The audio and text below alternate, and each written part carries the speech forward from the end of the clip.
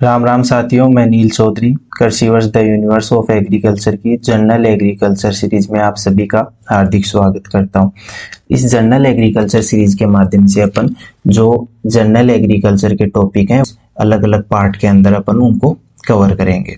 तो ये अपना इस सीरीज का फर्स्ट पार्ट है। और साथ ही साथ अगर अभी तक आपने हमारा एग्रीकल्चर सुपरवाइजर जो ओल्ड क्वेश्चन सॉल्यूशन वाला पार्ट है वो अगर आपने नहीं देखा तो वो हमारे यूट्यूब चैनल की प्लेलिस्ट में जाकर आप चेक कर सकते हैं। वहाँ पे हमने कंप्लीट एग्रीकल्चर सुपरवाइजर के जितने भी पुराने पेपर थे उनको सोल्व करवाया है, तो आप वो जाके देख सकते हैं। साथ ही साथ जो ये अपनी वीडियो है जनरल एग्रीकल्चर की, तो इसको ज़्यादा से ज़्यादा आप शेयर करें, वीडियो को लाइक करें और चैनल को सब्सक्राइब करें। तो चलिए अपने स्टार्ट करते हैं। तो जनरल एग्रीकल्चर के अंदर अपना जो फर्स्ट टॉपिक है वो है कृषि से संबंधित क्रांतियां। तो इसके अंदर जो अपनी कृषि के क्षेत्र में जितनी भी क्रांतियां हुई हैं अभी तक वो क्रांतियां हैं, और किस किस क्षेत्र में कौन कौन सी क्रांतियां हुई है और उनसे क्या फायदे हैं उनके बारे में अपन इसके अंदर बात करेंगे। तो अपनी फर्स्ट क्रांति थी हरित क्रांति। तो हरित क्रांति खाद्य अनाज उत्पादन को बढ़ावा देने के लिए शुरू की गई थी। और ये शुरू कब हुई? तो हरित क्रांति 1965 से 67 के बीच शुरू हुई और 1970 तक चली। तो इसके जनक कौन थे? तो हरित क्रांति के जनक थे एमएस स्वामीनाथन। तो इसका मुख्य फोकस किस पे था? तो इसका मुख्य फोकस एक तो था गेहूं पे और दूसरा था चावल पे। और कौन कौन से राज्यों में इसका मुख्य प्रभाव रहा? तो पंजाब, हरियाणा और पश्चिमी उत्तर प्रदेश में इसका काफी प्रभाव रहा। दूसरी है श्वेत क्रांति। तो श्वेत क्रांति दूध उत्पादन को बढ़ाने के लिए शुरू की गई। 13 जनवरी 1970 में ये शुरू हुई और डॉक्टर वर्गीज कुरियन इसके जनक रहे। इसका मुख्य फोकस था दूध उत्पादन को बढ़ाना और भारत को आत्मनिर्भर बनाना, जिसका परिणाम स्वरूप 1998 से लेकर अब तक भारत दूध उत्पादन में विश्व में प्रथम स्थान पे है। अपनी थर्ड है नीली क्रांति। यह है मछली उत्पादन से रिलेटेड थी। मछली उत्पादन को बढ़ाने के लिए इसे शुरू किया गया। तो इसको शुरू कब किया गया? नीली क्रांति की शुरुआत 1985 से 1990 के बीच हुई। तो इसके जनक थे डॉक्टर हरिलाल चौधरी और डॉक्टर अरुण कृष्ण, और इसका मुख्य उद्देश्य था मछली उत्पादन को बढ़ाना। अगली क्रांति अपनी भूरी क्रांति। तो इसका मुख्य उद्देश्य था खाद्य प्रसंस्करण, चमड़ा और कोको का उत्पादन बढ़ाना। अगली है ग्रे क्रांति। तो इसके अंदर उर्वरक उत्पादन को बढ़ाना इसका मुख्य उद्देश्य था ग्रे क्रांति का। फिर उसके बाद है पीली क्रांति, जो तिलहनी उत्पादन को बढ़ाने के लिए शुरू की गई थी। और इसका जो मुख्य फोकस रहा वो रहा तिलहनी फसलों पे, जैसे सरसों, तिल, मूंगफली, सोयाबीन, सूरजमुखी। इन फसलों पर इसका मुख्य फोकस रहा, इनके उत्पादन को बढ़ाने पर। नेक्स्ट है अपनी लाल क्रांति। तो लाल क्रांति टमाटर और मांस उत्पादन को बढ़ाने के लिए शुरू की गई।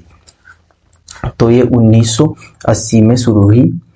लाल क्रांति 1980 के दशक में शुरू की गई और इसके जनक थे विशाल तिवारी, जो भारत के अंदर थे। लाल क्रांति के जनक भारत के अंदर थे, वो थे विशाल तिवारी, और इसका मुख्य फोकस था वही टमाटर और मांस उत्पादन को बढ़ाना।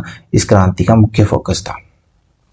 अगली क्रांति है अपनी गुलाबी क्रांति, जिसका मुख्य उद्देश्य प्रॉन और प्याज उत्पादन को बढ़ाना है। यहाँ पे प्रॉन है वो बोलते हैं झींगे को, जो झींगा होता है उसके उत्पादन को बढ़ाना इसका मुख्य उद्देश्य था। अगली क्रांति अपनी स्वर्ण क्रांति, और इसका मुख्य उद्देश्य था फल उत्पादन बढ़ाना। 1991 में शुरू हुई और 2003 तक चली, और इसका मुख्य उद्देश्य था वो था बागवानी फसलों की खेती को बढ़ावा देना ताकि फल उत्पादन बढ़ा सके। नेक्स्ट है अपनी गोल क्रांति। ये थी आलू उत्पादन को बढ़ाना, इसका मुख्य उद्देश्य था गोल क्रांति का। अपन बात कर लेते हैं कुछ आलू उत्पादन के बारे में। तो भारत में आलू 16वीं सदी में पुर्तगाल से आया था, और केंद्रीय आलू अनुसंधान का संस्थान है अपना जो है शिमला, और आलू उत्पादन में भारत का दूसरा स्थान है। अगली क्रांति अपनी रजत क्रांति। अंडा और कुक्कुट उत्पादन को बढ़ाना इसका मुख्य उद्देश्य था। ये 1969 में शुरू हुई और 1978 के बीच चली। अंडा उत्पादन और मुर्गी पालन इसका मुख्य उद्देश्य रहा। अगली क्रांति अपनी ब्लैक क्रांति। जैव ईंधन और जेट्रोफा उत्पादन। जेट्रोफा रतन जोत को बोलते हैं, और ये एक बायोडीजल बनाने के काम में लिया जाता है जेट्रोफा। अगली क्रांति अपनी इंद्रधनुष क्रांति।